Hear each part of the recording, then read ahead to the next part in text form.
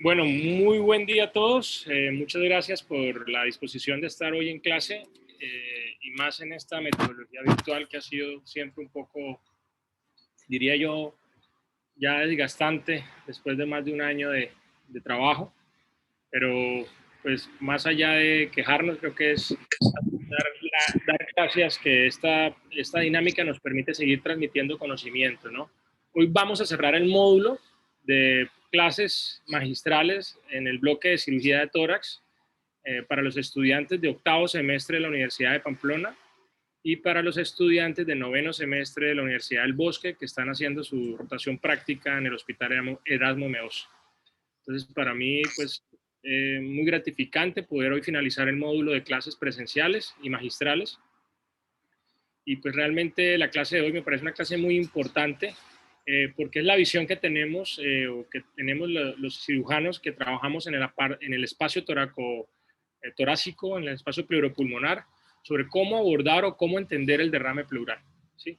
El derrame pleural no es una entidad de cirujano de tórax exclusiva, es una entidad que nos compete a todo el personal de salud y al personal médico.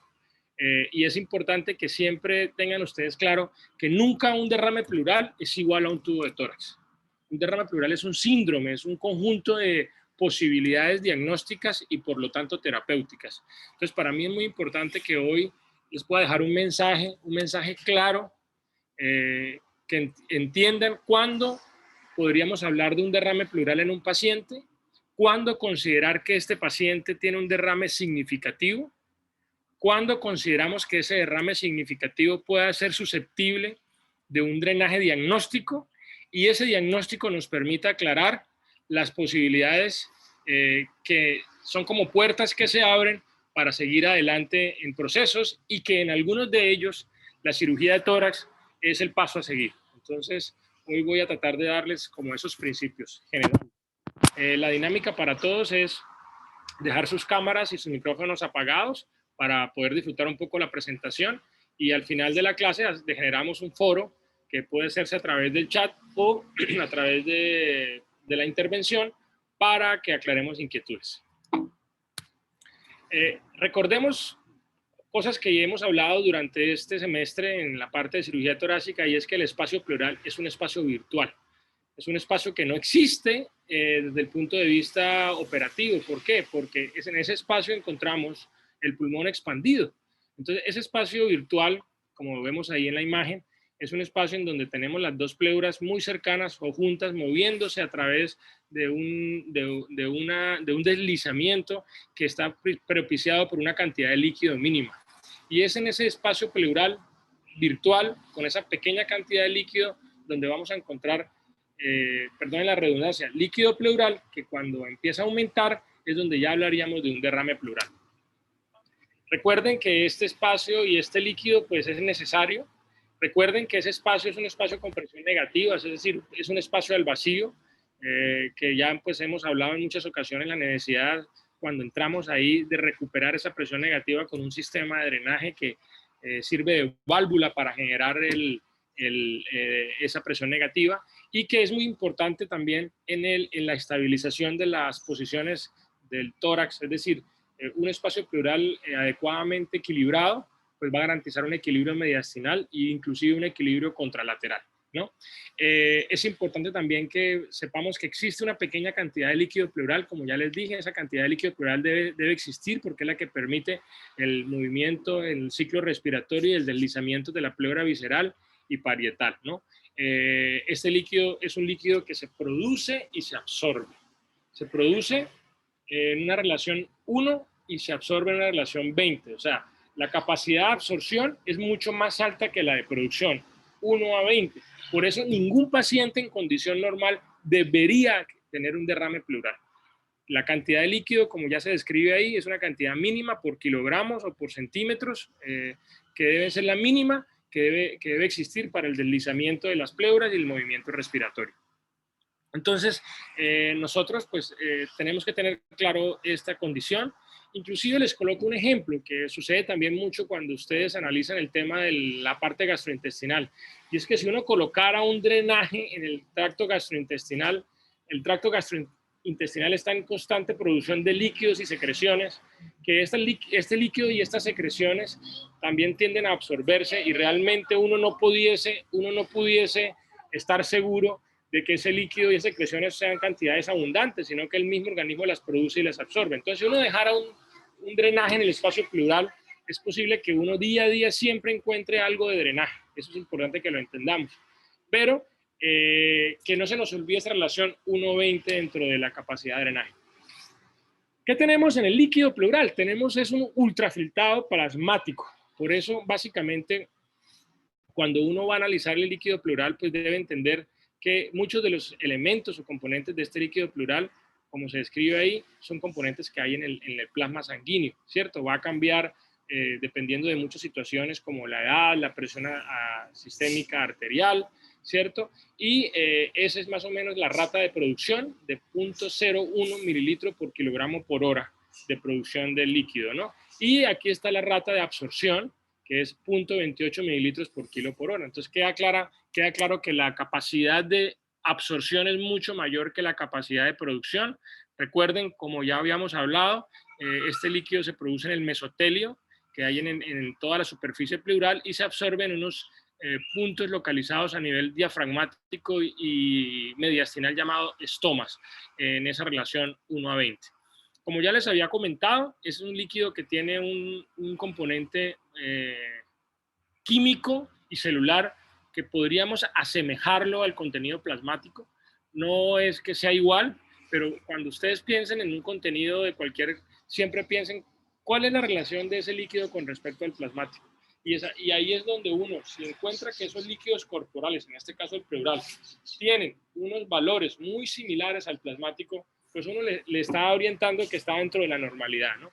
Cuando los componentes del citoquímico se alejan del contenido plasmático, es donde uno pensaría que algo está pasando. Entonces, como aspectos importantes, se maneja en condiciones normales un pH entre 7,6 y 7,64, unas proteínas de 1 a 2 gramos por decilitro, leucocitos van a estar generalmente menores de 1000, va a haber una glicemia, una glucosa igual a la plasmática, la LDH va a ser una LDH mucho menor que la plasmática y el contenido de electrolitos va a ser similar.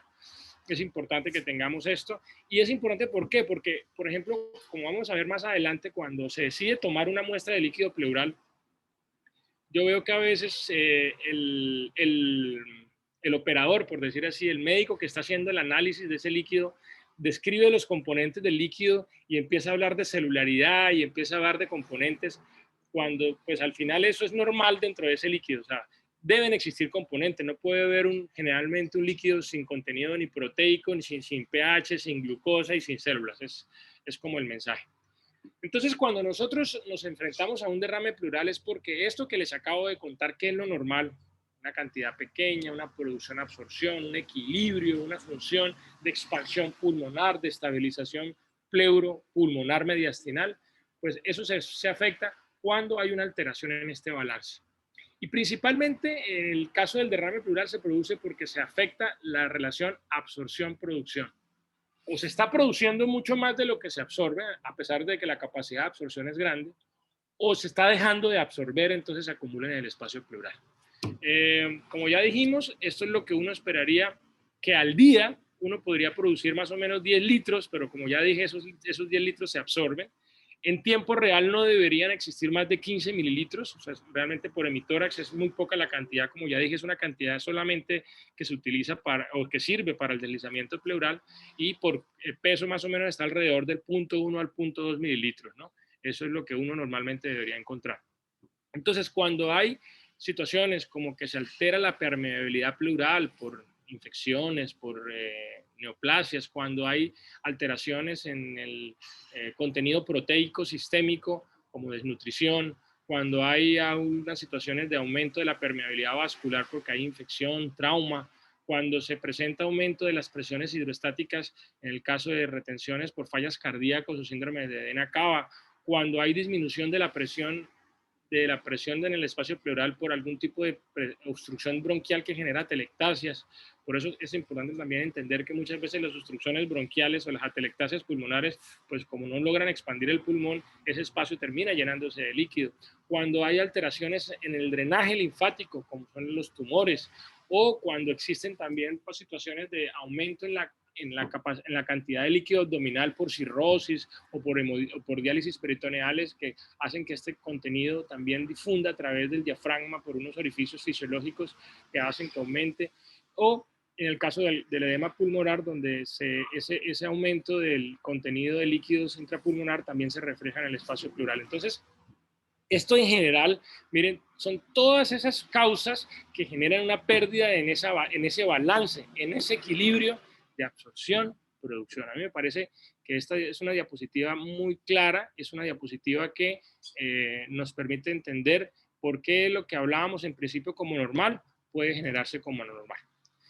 Listo, entonces tenemos claro cómo la normalidad, tenemos claro qué altera esa normalidad y nos produce un derrame pleural. ¿Cómo abordamos un paciente con derrame pleural? Como todo paciente, uno debe tener claro una clínica, o un motivo de consulta, o con signos que el paciente tenga, síntomas que el paciente refiera, perdón, y luego hacer un examen físico con signos que nos ayuden como a ir consolidando ese diagnóstico de derrame pleural.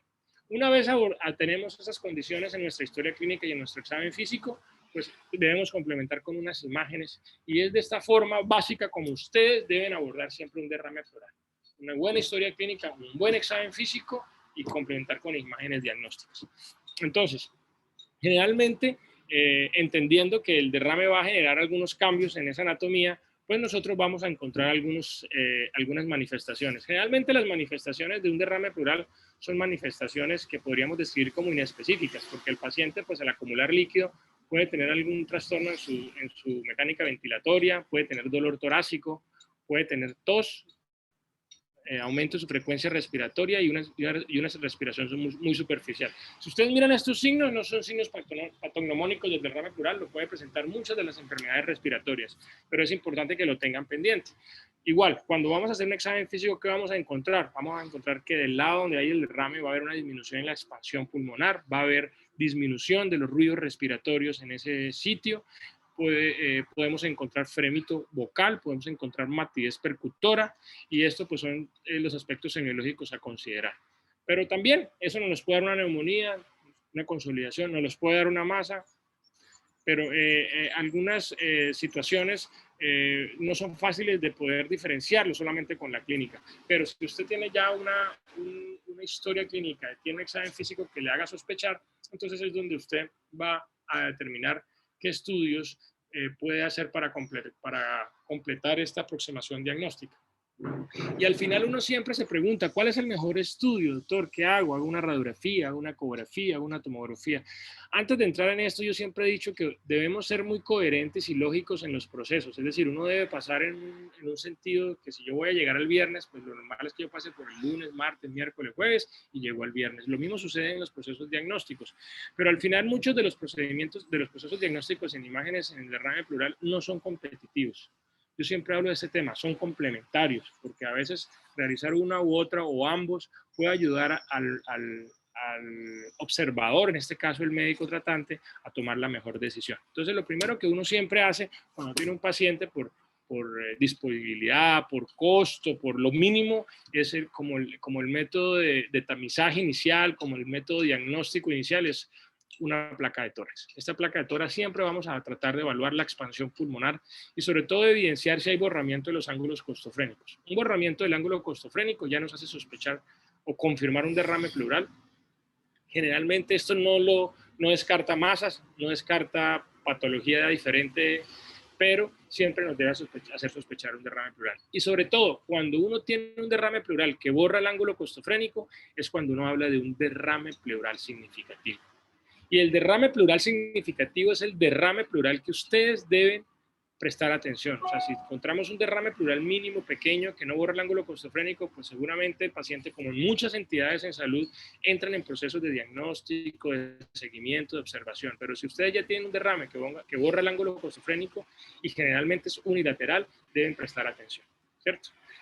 Se ha descrito la posibilidad de que una vez uno encuentra un borramiento del ángulo, debe hacer una placa de cúbito lateral para ver si hay líquido y si ese líquido se desplaza en el espacio pleural como se ve en la figura, tratando de hacer mediciones en estos diámetros con respecto a las apófisis espinosas y la pared torácica, y determinando que esa distancia A que hay entre la pared y el borde del pulmón pues sea más de 1 centímetro, y es ahí donde uno hablaría de un derrame significativo.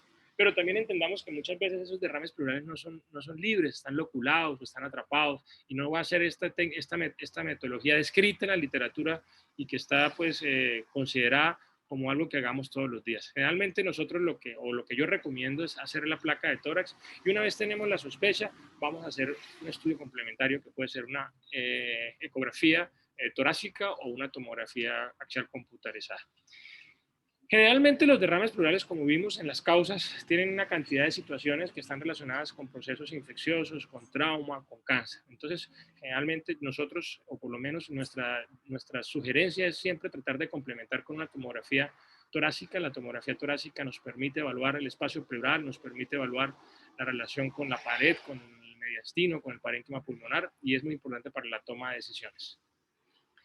La ecografía es excluyente, ¿no? De pronto es más factible, es menos costosa que una tomografía, y en algunas ocasiones por razones que ustedes van a ejercer en su práctica, porque están en centros de atención básicos donde no tienen un tomógrafo inmediato, la utilización de la ecografía torácica es perfecta, nos permite ver si hay líquido, tratar de tener una aproximación de la cantidad, y sobre todo tratar de mirar si tiene tabiques, loculaciones, y es muy importante porque puede ayudar también a la toma de muestra. Es importante. Entonces yo siempre los coloco aquí como en el mismo plano.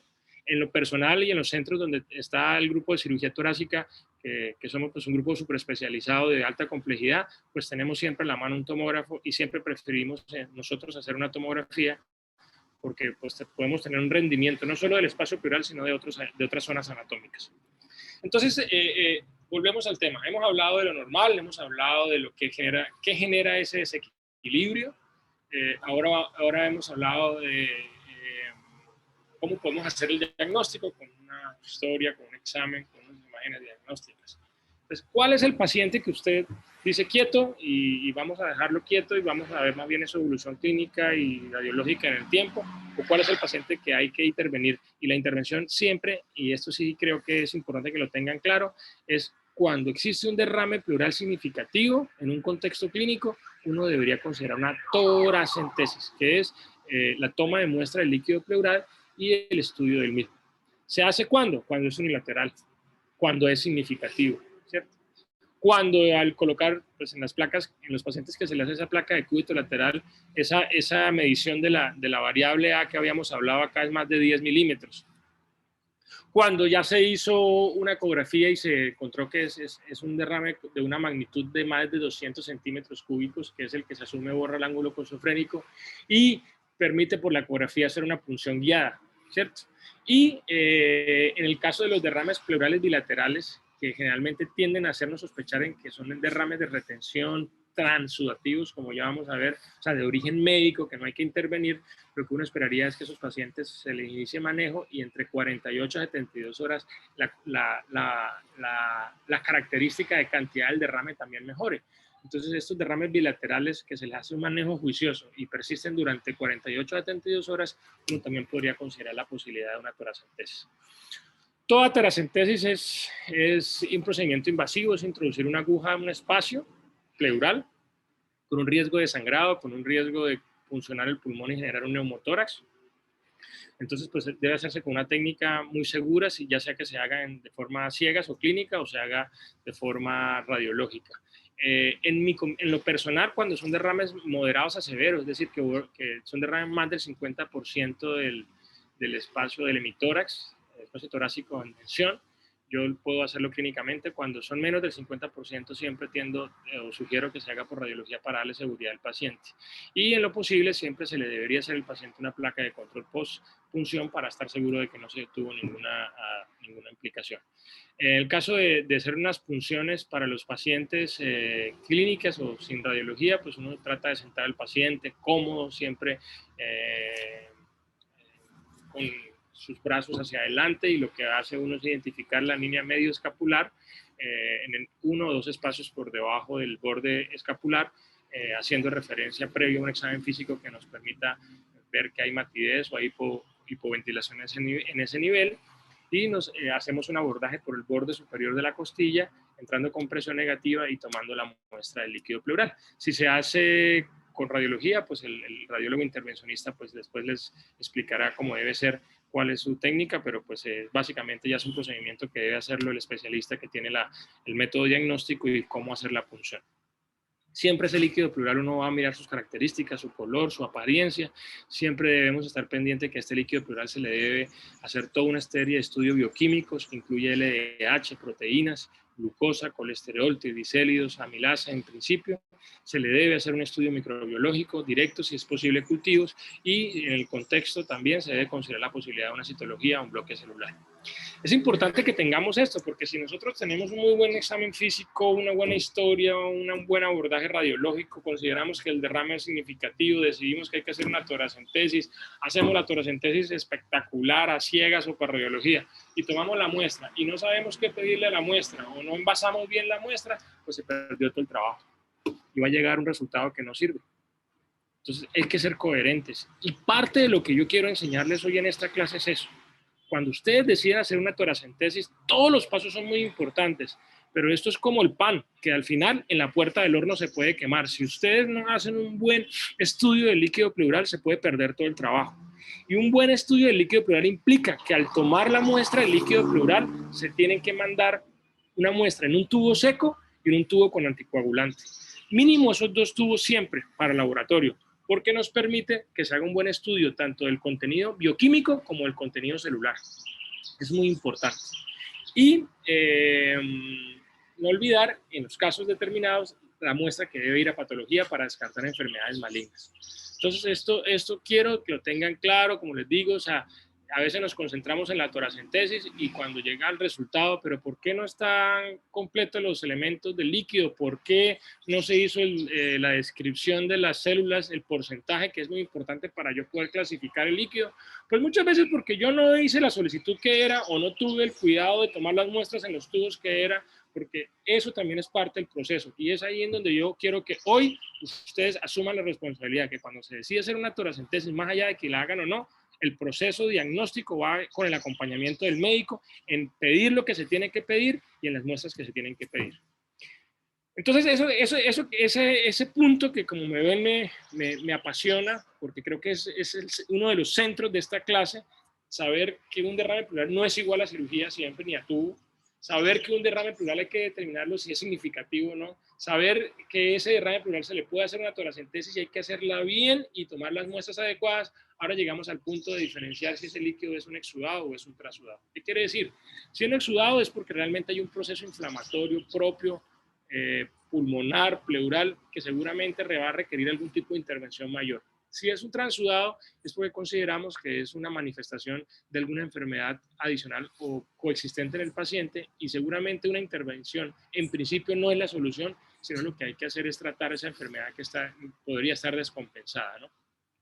Generalmente, si cogemos todos los derrames pleurales, pues las causas más frecuentes tenemos la falla cardíaca, los tumores, las neumonías, los embolismos, las tuberculosis, casi que en su porcentaje, un 60-70% son todos asociados a transudados por falla cardíaca, y en el caso de las neumonías siempre podemos encontrar toda neumonía puede estar acompañada casi a un 60% con derrames pleurales, pero como vamos a ver, no quiere decir que los derrames pleurales por neumonía siempre hay que intervenirlos, simplemente es como hallazgo importante dentro de la descripción. Los embolismos hasta un 50%, los posoperatorios hasta un 90%, las enfermedades autoinmunes hasta un 30%, y miren, condiciones como las pancreatitis y las artritis reumatoideas pueden estar asociadas al derrame pleural. Entonces, por donde usted lo vea, muchas enfermedades pueden producir derrame pleural. ¿Cuáles podrían necesitar intervención? Posiblemente un cáncer, posiblemente una neumonía, posiblemente una complicación postoperatoria, posiblemente un trauma, ¿sí? Aquí tenemos a esas diferenciaciones. Por ejemplo, miren, la falla cardíaca correspondería a un transudado, una neumonía, un exudado, un cáncer, un exudado.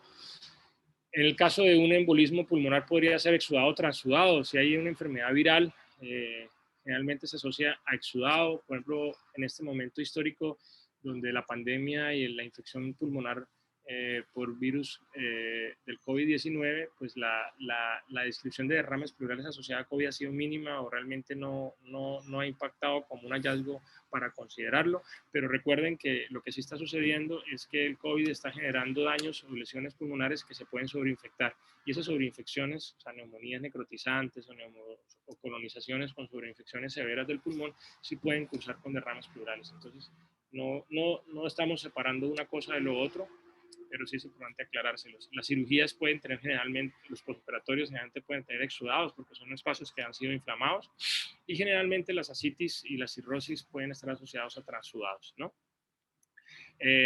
Recuerden que siempre la asociación de varias enfermedades pues, va a aumentar la morbimortalidad, y recuerden que condiciones como las enfermedades autoinmunes son mucho más frecuentes en mujeres y que pueden asociarse a derrames pleurales, ¿no? Aquí tenemos nuevamente como esa gran diferenciación entre exudado y transudado. Recuerden que el transudado es un filtrado plasmático por una condición sistémica de aumento de presión, de alteraciones proteicas o de alteración de la permeabilidad capilar. Entonces aquí está la falla cardíaca, el síndrome nefrótico, la cirrosis, la sobrehidratación. Mientras que en los exudados sí hay un componente proteico elevado, o sea, se puede gelatinizar, por eso es importante siempre que tomemos la muestra que tengamos un tubo con anticoagulante. Y aquí siempre hay que pensar o en infecciones o en cáncer o en alguna enfermedad del coraje. Volvemos aquí como a martillar esas causas de transudados: falla cardíaca, cirrosis, síndrome nefrótico, urinotórax, mixedema, diálisis peritoneal, fístulas duropleurales, migración extravalvular del catéter. Vamos a ver algunos ejemplos más adelante. Y exudados, la malignidad, la neumonía, la tuberculosis, el embolismo, las infecciones, el pseudoquiste pancreático, el absceso intraabdominal, el lupus, el quilotórax y el pseudoquilotórax. Situaciones importantes de considerar cuando hacemos la toracentesis, pues toda aguja en un espacio, por eso es importante que si existen dudas o no se está seguro de que es un derrame, que sea seguro en la punción clínica, se debe hacer bajo imagen radiológica, porque pueden haber neumotórax, hemotórax, pueden haber lesiones de vísceras si se hacen punciones muy en la zona toracoabdominal. Por eso también es importante siempre hacer una placa de tórax. Entonces hacemos la toracentesis, mandamos adecuadamente nuestra muestra, nuestro tubo heparinizado, nuestro tubo seco, y nos tienen que reportar un componente, como ya describimos, bioquímicos, celular, y ese componente es el que nos va a permitir hacer una relación. Porque una vez nosotros hacemos la toracentesis, debemos tomar también muestra sanguínea de la LDH y de las proteínas totales. ¿Por qué? Porque ese patrón sérico es el que nos va a permitir hacer esta relación, que pues, siguen siendo y seguirán siendo los criterios del LAI el punto parámetro objetivo de diferenciar entre un exudado y un transudado. Y es esa relación entre el contenido pleural y sérico la que nos dice si están las proteínas por encima de 0.5, si está la LDH por encima de 0.6, o si el valor absoluto de la LDH en el líquido pleural es más de 1/3 del límite que aparece en el control del laboratorio. Entonces, uno de estos criterios en ese líquido es lo que nos va a decir objetivamente, ¿estamos ante un exudado o estamos ante un transudado? Entonces, es aquí ese punto de partida. Si es un transudado, nos enfocamos en el manejo médico principalmente, y si estamos ante un exudado, pues tenemos que profundizar más tratando de hacer la diferenciación celular, y es allí en donde el anticoagulante del tubo nos debe ayudar a que esa muestra se procese adecuadamente y nos diga si hay linfocitos predominantes, si hay neutrófilos predominantes o si hay eosinófilos predominantes, ¿cierto? ¿Qué sucede o a qué nos enfrentamos muchas veces que se hace el estudio del líquido? Como les he dicho, esto se manda como una cosa, como una solicitud más, y no estamos haciendo el seguimiento, entonces no se le hace la muestra de sangre, no se puede hacer la comparación sérica pleural. Entonces, ¿qué hacemos si tenemos solo el reporte de líquido? Pues uno podría hacer un análisis que no es el ideal, y es siempre estar pendiente de que si esas proteínas absolutas del líquido pleural son menores de 3 y la LDH está por debajo de 2/3 del límite superior, si el colesterol está por debajo de 45, o si la albúmina tiene este gradiente, pues uno podría decir que es un transudado, ¿no? Es decir, yo no le tomaron la muestra de sangre, solo tengo la muestra de líquido y tengo proteínas por encima de 3,2, yo casi que estoy infiriendo que el paciente ya tiene un exudado, o tengo una LDH por encima de 2/3 del valor absoluto, ya puedo inferir que tiene una LDH. Pero lo ideal es que se tenga siempre el valor sanguíneo sérico y se tenga el valor pleural para hacer la relación, y esa relación, como ya dijimos, por encima de 0,5 en proteínas y por encima de 0,6 en LDH, ¿no? Entonces, si nosotros ya entramos a un diagnóstico de exudado, también es importante considerar si de pronto a estos criterios de Light tenemos baja glucosa, uno puede pegar en empiema. Generalmente también uno podría encontrar unos pH bajos, uno podría encontrar unos recuentos celulares altos. Si la característica es un líquido blanco, lechoso, como ya vamos a ver en un caso, pues nos hace pensar que puede ser un empiema, pero también nos puede hacer pensar que sea un quilotórax. Acuérdense que el quilotórax es la presencia de contenido quiloso que viene siendo transportado por el conducto torácico de la cavidad abdominal a la cavidad torácica para drenar al sistema venoso sanguíneo. Ese conducto torácico se puede romper por muchas causas y ese líquido que lleva el contenido graso se va al espacio pleural, y es importante hacer ese diagnóstico de quilotórax y el estudio de triacilglicéridos o triglicéridos en el líquido pleural cuando es por encima de 110 es el diagnóstico estándar, ¿no? También la detección en el caso de si estamos sospechando una tuberculosis pleural de la adenosina diaminasa, que se escribe por encima de 45 unidades internacionales, y el caso de presencia de sangre, hematocritos por encima de 20% en trauma o eritrocitos por encima de 100.000, podrían hacernos pensar también en cáncer y en tromboembolismo pulmonar. Entonces, para no cansarlos con mucha información, decidimos hacer la toracentesis, hacemos los criterios, tratamos de hacer los criterios de Light juiciosos con la muestra pleural y la muestra sérica, y clasificamos si es un transudado o un exudado. Si estamos en un exudado, entonces también tenemos que verificar, como ven ahí, la glucosa, el pH, la celularidad que tenga el paciente, si es necesario el triacilglicéridos o pruebas como el ADA, para uno poder tratar de identificarles a ustedes la posible causa. Y con la causa es donde vamos a plantear el tratamiento. Entonces, miren cómo los criterios de LAI siguen siendo uno de los criterios con mayor sensibilidad y especificidad para el diagnóstico y estudio del líquido pleural. Generalmente, si ya tenemos el estudio y el paciente está estable, pues podemos hacerle un manejo ambulatorio.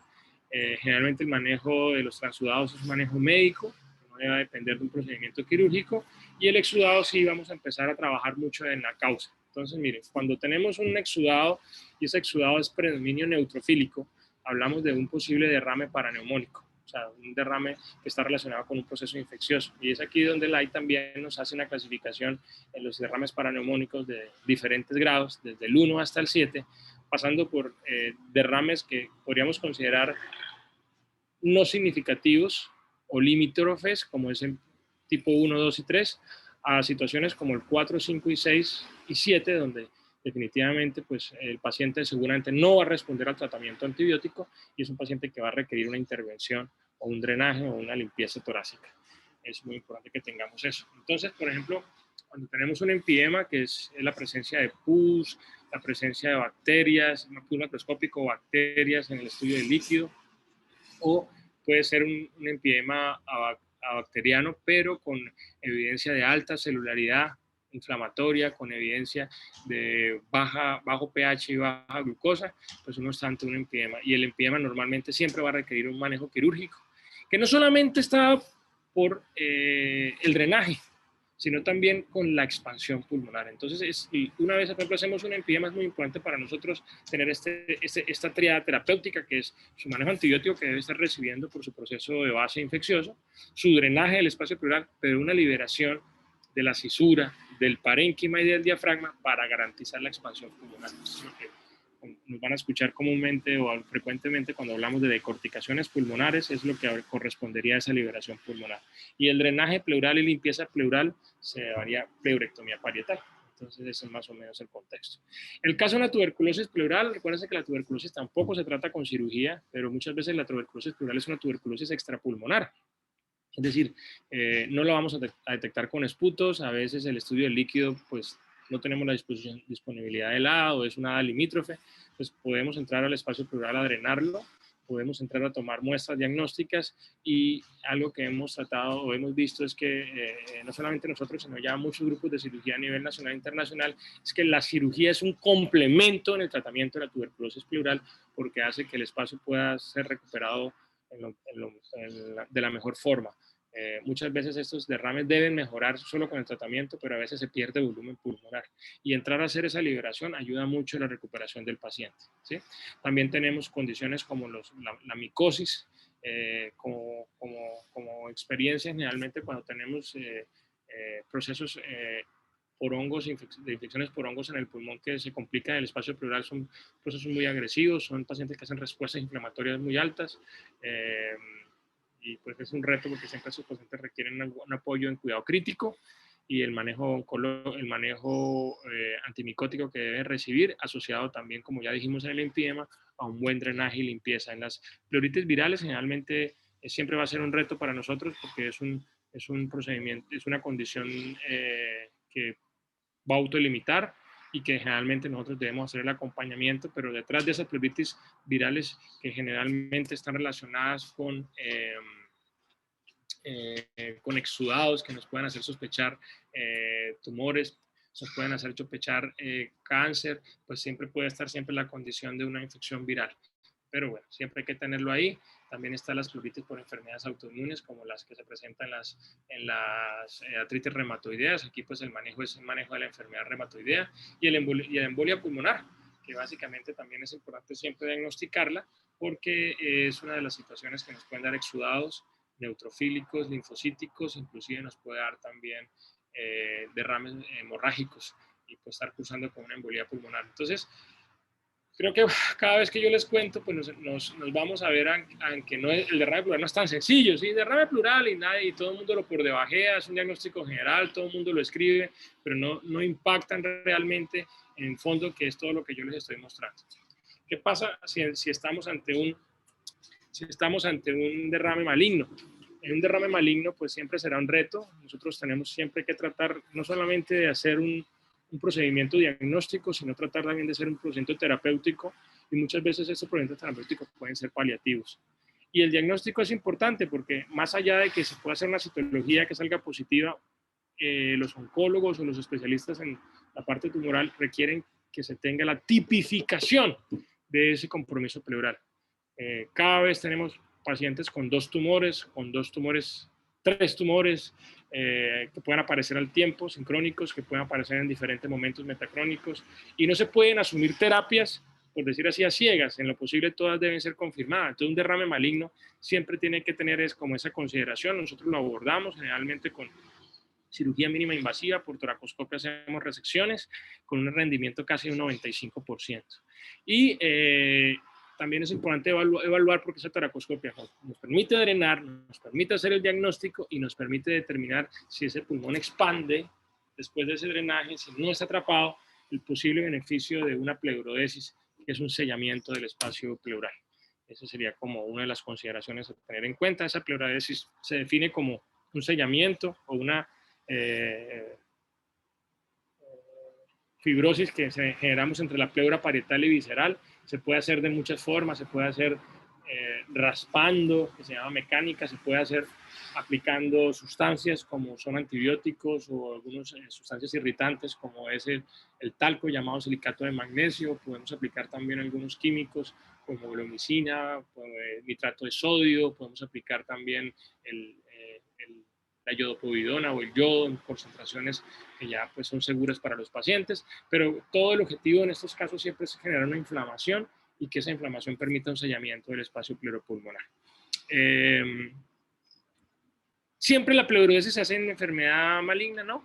Y aunque no es la clase ni es el motivo de hoy hablar con ustedes, pues como para dejarles el mensaje, se consideran enfermedad maligna, pero hay algunas otras condiciones como los neumotoras espontáneos o como algunas derrames por cirrosis hepática o por diálisis peritoneal que difunde al espacio pleural que pueden requerir ese sellamiento.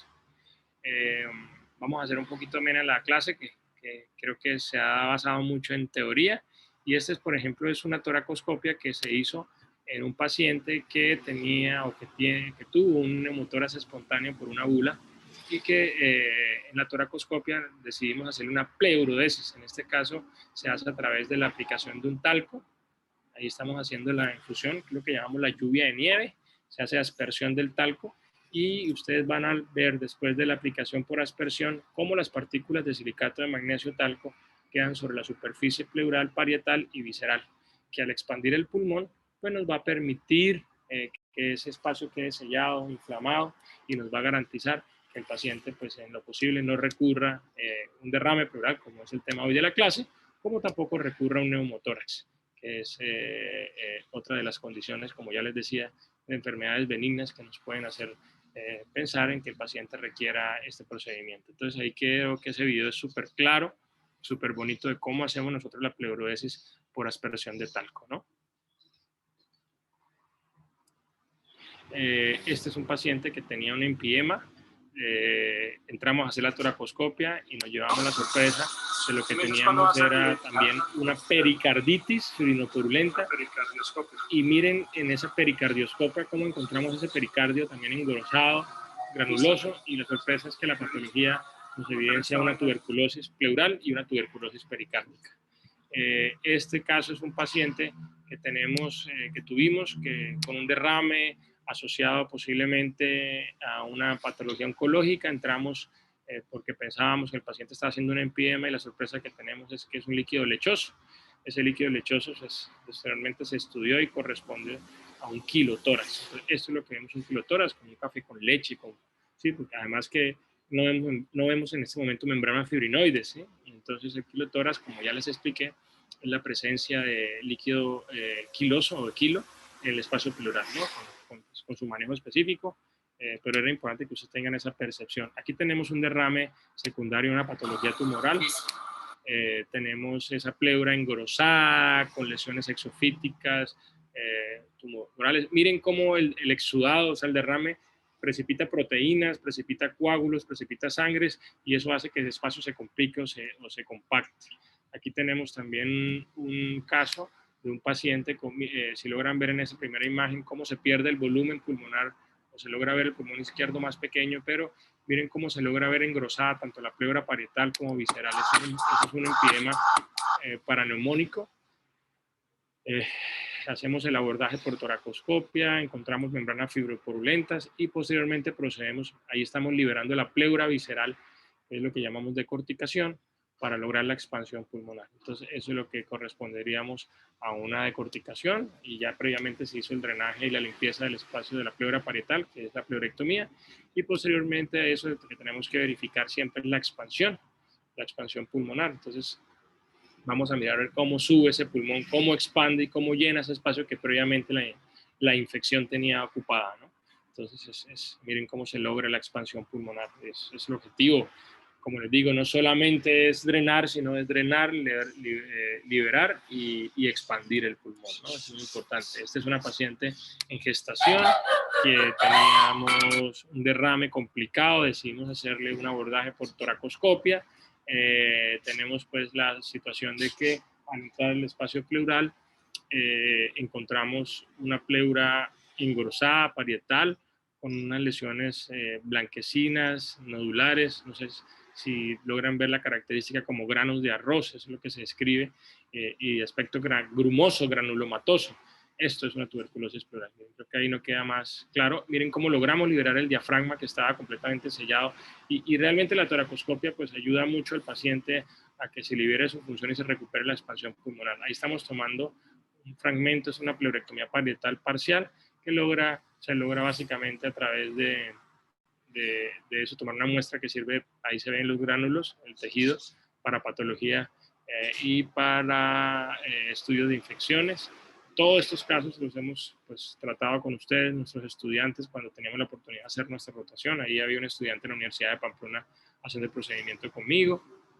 Este es otro ejemplo en que me parece muy interesante, que es una pleurodesis por aspersión de talco, y nosotros pues también no las ideamos. Ahí estamos haciendo la aspersión. Ustedes dirán, pero eso lo hacen con algún equipo especial, Pues no, el equipo especial es que las aspersores somos nosotros con el tubo de tórax y una jeringa punta catéter y el talco, y ahí nosotros mismos hacemos movimientos rápidos para producir la difusión del talco. Somos nosotros mismos los aspersores humanos que permiten y verificar que la expansión y la recuperación del espacio sea la mejor, como dato importante en este segundo caso de pleurodesis, ¿no? Que creo que es importante que lo veamos. Siempre que hacemos toracoscopia, por ejemplo, aquí estamos viendo, siempre verificamos que nuestro tubo, yo creo que se lo vimos en la clase de sistema de drenaje pleural, quede en el espacio pleural. Siempre verificamos que el último orificio quede dentro del tórax, y posteriormente, siempre que tenemos el tubo adentro, pues conjuntamente con anestesia expandimos el pulmón con presiones positivas, con aumento del PIB y del volumen corriente y presión de soporte, para volver a dejar ese espacio pleuropulmonar de la mejor forma. Entonces, pues es importante que tengan pendientes esas imágenes cuando nosotros hacemos la toracoscopia. En abordaje de derrame pleural, siempre nuestro objetivo es dejar ese espacio impecable, funcional completamente, ¿no? Aquí tenemos un caso súper interesante, es una paciente con UCA de mama que tenía este derrame pleural casi que masivo, con un estudio de líquido pleural compatible con un exudado linfocítico. O sea, todo estaba para que la paciente estuviese cursando con un derrame maligno, pero la sorpresa que nos llevamos es cuando ingresamos al espacio pleural, lo que estaba sucediendo era que además ella estaba en un proceso de diálisis peritoneal, y el líquido que encontramos en ese espacio pleural era un líquido casi que macroscópicamente idéntico al líquido que se recibía o se recirculaba en la diálisis peritoneal. Entonces este es un derrame pleural secundario a una diálisis peritoneal. Pues nuestro objetivo fundamental era drenarlo completamente. Posteriormente tomamos siempre unas muestras de pleura para descartar que no haya coexistencia de alguna enfermedad, y procedemos a hacer en este caso, esta abrasión. Miren cómo hacemos una pleurodesis mecánica, hacemos abrasión. Miren cómo se cambió el color de la pleura después de irritarla para generar la inflamación, y tomamos siempre una muestra pleural para generarle al paciente un estudio, descartar otras enfermedades, y logramos la expansión pulmonar con el sistema de drenaje. Fue un caso súper gratificante, porque ese sellamiento le funcionó para que ella pudiera seguir haciéndose sus diálisis peritoneales sin complicaciones pulmonares. Y esta es, pues, no sé si de pronto me confundí con la clínica. La anterior era una paciente de diálisis peritoneal, y esta fue la paciente que les comenté del CA de seno, que tenía un derrame, que pensábamos que era una metástasis, y la sorpresa que nos llevamos es que la paciente lo que tenía era el catéter de quimioterapia en el espacio pleural. Entonces el líquido que tenía no era nada más, sino la quimioterapia que se le colocaba para tratamiento, se depositaba en el espacio pleural, y empezó a ser un derrame acumulativo que en principio pensábamos que fuera una metástasis. Se tomó muestra de pleura, la cual fue negativa, y como ustedes ven ahí, se verificó que el catéter estaba en el espacio pleural. Entonces, pues, las posibilidades de enfermedades y de condiciones son múltiples, ¿no?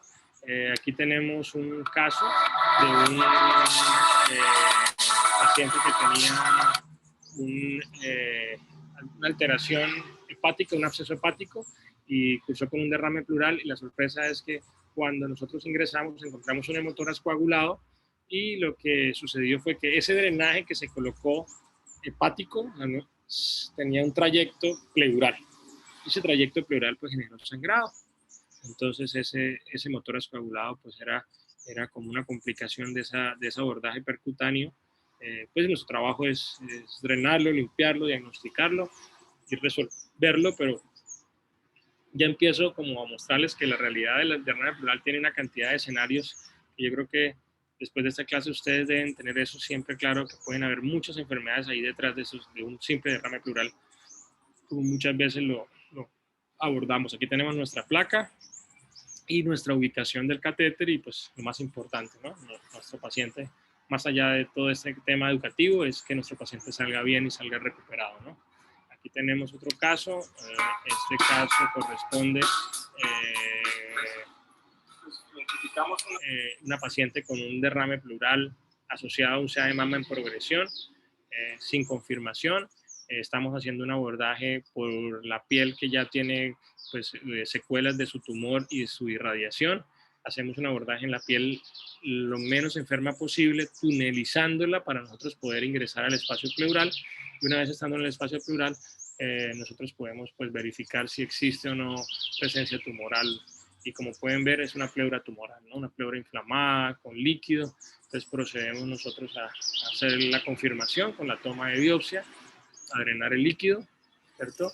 Y a poder hacer la instrumentación para que el paciente pueda drenarse, sellarse y expandir el pulmón dentro de un proceso de paliación, ¿no? Porque pues, más allá de que esto no le vaya a quitar su progresión del cáncer de mama, no lo va a hacer, pero sí le va a mejorar la condición, la calidad de vida, como es la insuficiencia respiratoria. Este es un caso de una estudiante de medicina que hizo una neumonía. Esa neumonía en un momento se consideró que era una masa y la llevamos a una toracoscopia inicial y posteriormente el proceso terminó en un empiema. Entonces, miren cómo estamos haciendo, entramos al espacio pleural izquierdo y en la liberación del espacio pleural, pues vaya sorpresa, sale contenido purulento, es un empiema claro.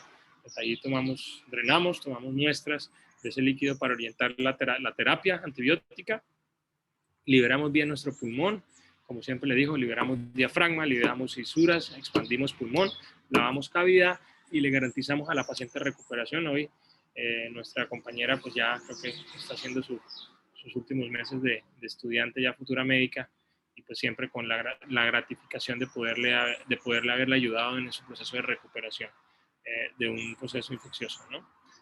Es muy importante. Aquí tenemos otro paciente también con un derrame pleural.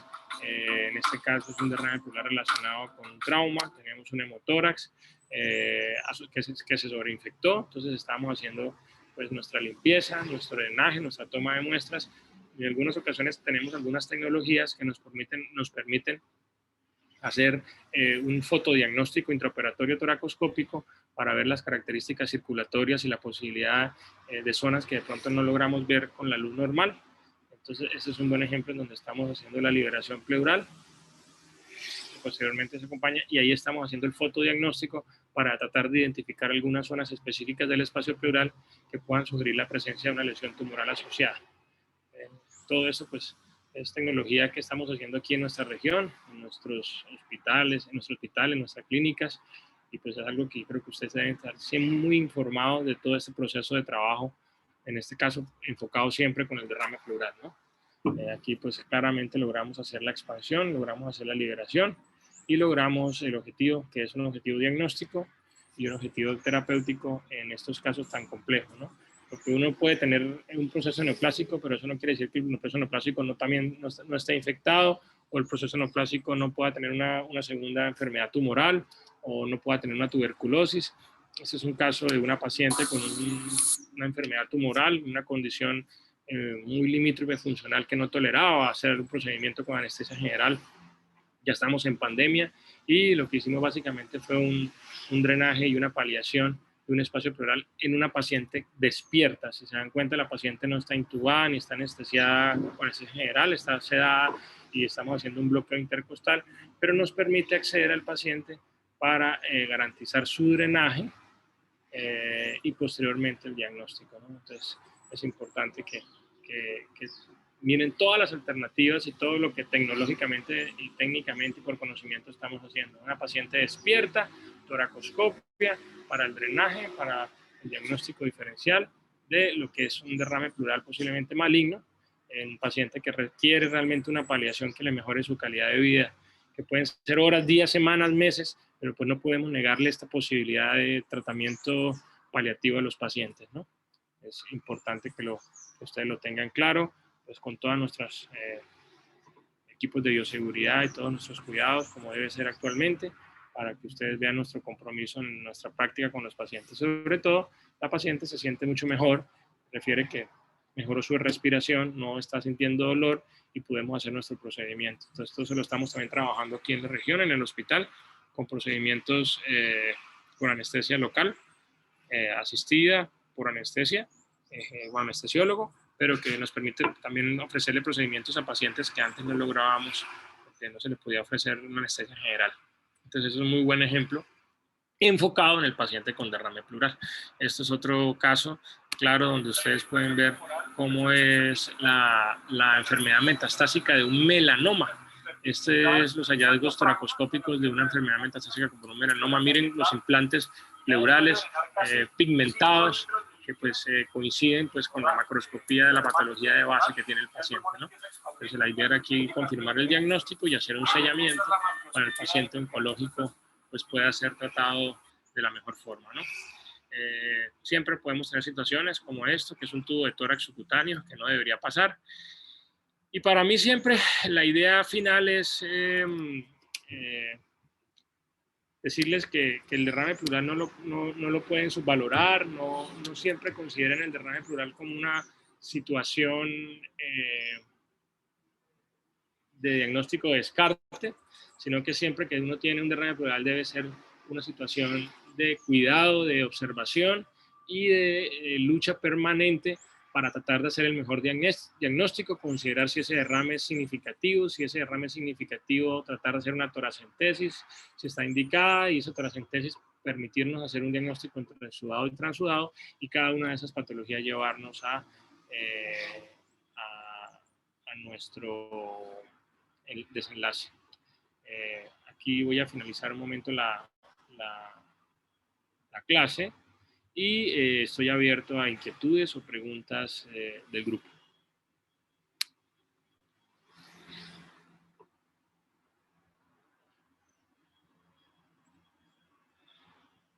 ¿Alguna inquietud, alguna pregunta, muchachos?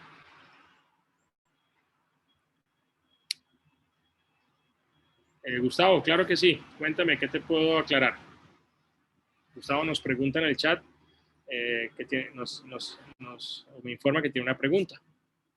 Si quieres por allí o quieres hacerla también por el micrófono, estoy disponible.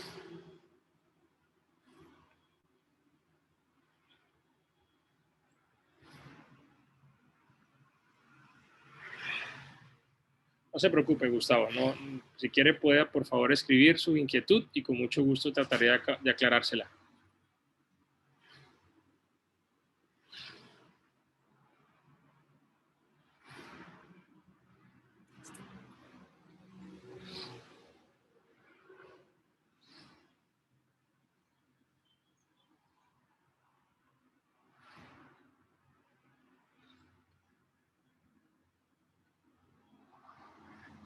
Generalmente, cuando uno, o sea, no todos los laboratorios, Gustavo nos pregunta si los criterios del Light es 2/3 por encima o por debajo del límite superior. Entonces, mira, básicamente es el siguiente análisis.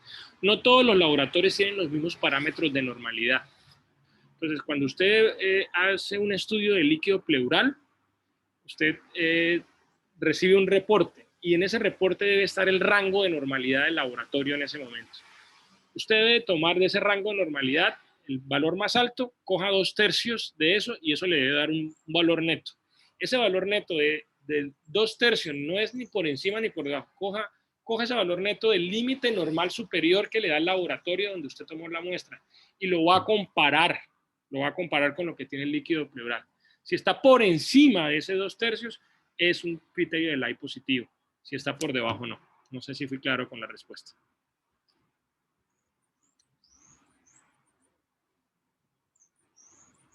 Perfecto, Gustavo, me alegro mucho. ¿Alguna otra pregunta, alguna otra inquietud? Doctor, para hacer lo que sería una toracocentesis para tomar una muestra de líquido pleural en una mujer embarazada, ¿hay criterios diferentes para para las medidas para tomarlo? No, Laura, yo pienso que el estudio de líquido pleural en general, cualquier condición, y pues el embarazo no es una enfermedad, sino una condición fisiológica. El espacio pleuropulmonar pues es un espacio propio de la madre más que un espacio compartido con su bebé. Tendríamos los mismos cuidados y consideraciones que un paciente normal. Creo que no debe haber en principio ninguna limitación si estamos ante una paciente embarazada que está cursando con un embarazo controlado dentro de la normalidad, ¿sí? Ahora, si estamos ante una paciente que está en su gestación con patologías asociadas, preeclampsia, eclampsia, síndrome de HELLP, donde tenga trastornos de coagulación, pues no hay duda de que ese paciente pues hay que tener cuidado, tal vez no hacer una punción no solamente pleural, sino cualquiera por el riesgo de sangrado. pero en una condición normal no tendría problema si está indicado. Como vimos en el video, a esta paciente se le hizo una toracentesis diagnóstica y nos mostró un exudado linfocítico que no podía ser confirmado y que era muy importante para la mamá en esa etapa determinar si había tuberculosis o no para seguir su proceso terapéutico que podía afectarla a ella y a su bebé. Entonces, eso nos permitió, esa toracentesis nos permitió seguir adelante. Entonces, en resumen, Laura, no habría ningún problema, ninguna diferenciación en cuanto a la forma como debemos indicarla. Ahora, ¿cómo hacerla? Lo mismo también, ¿no? Si es un derrame mayor, que clínicamente es muy significativo, o sea, es masivo, por decirlo así, pues usted podría hacerlo sentando a la paciente en posición, abordando su espalda previa sepsia y antisepsia, y funcionando entre el octavo espacio con línea medio escapular. Si realmente no es tan masivo el derrame, pues hacerlo bajo guía ecográfica o radiológica. No sé si fui claro con la respuesta.